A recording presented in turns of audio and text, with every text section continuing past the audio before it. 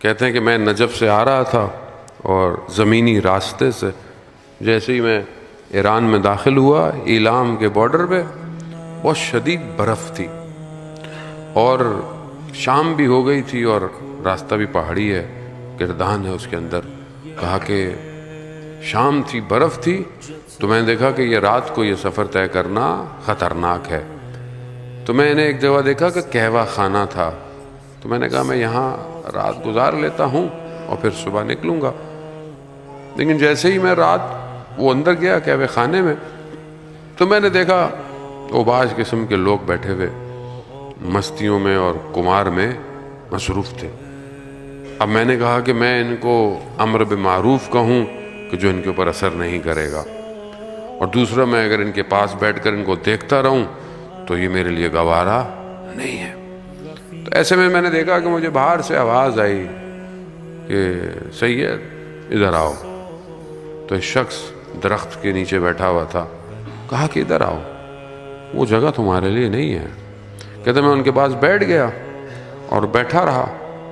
نہ درخت کے نیچے مجھے سردی کا احساس ہوا، نہ مجھے برف کا احساس ہوا۔ صبح ہوئی، نماز پڑھی اس سید کے ساتھ جس نے مجھے بلایا تھا، اور پھر اس کے بعد جب روشنی نکلے کہا کہ اب سفر شروع کرتے ہیں۔ کچھ راستہ میں چلا تو مجھے احساس ہو گیا کہ یہ کوئی اور نہیں، وقت کے امام ہیں۔ کہا میں نے مولا کو کہا تو مولا نے مسکرائے اور کہا کہ اب تم مجھے پہچان ہی گئے ہو، تو بس اب میں تم سے اجازت چاہتا ہوں۔ کہا کہ نہیں، میں آپ کے ساتھ جانا چاہتا ہوں۔ کہا نہیں، ہمارے ساتھ جانا ممکن نہیں ہے۔ تو کہا مولا میں کہیں اور آپ کی زیارت کروں گا۔ کہا ہاں، جب تم کم پہنچو گے تو وہاں پہ، اور اسی سفر میں جب تم سبزہ زار خراسان پہنچو گے تو وہاں ہماری تم سے ملاقات دوبارہ ہوگی۔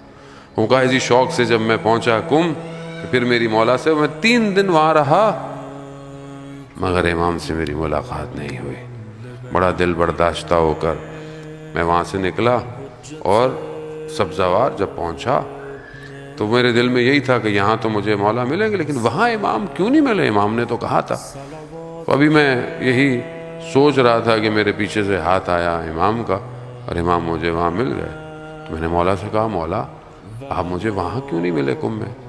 کہا نہیں، میں آیا تھا جب تم حرم کے دروازے کے باہر کسی تہران کی خاتون کے مسئلے کا جواب سر جھکا کے دے رہے تھے تو میں تمہارے برابر میں کھڑا ہوا تھا۔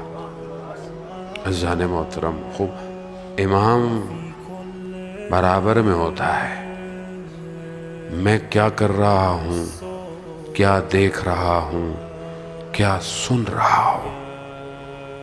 امام ایسا نہیں ہے کہ امام کو پتہ نہیں ہے۔ خود امام فرماتے ہیں کہ تمہارے اعمال 2 بار ہماری خدمت میں پہنچتے ہیں۔ اب کیا پہنچتے ہیں یہ تو میں جانتا ہوں یا خدا جانتا ہے، تیسرا تو کوئی شخص نہیں ہے۔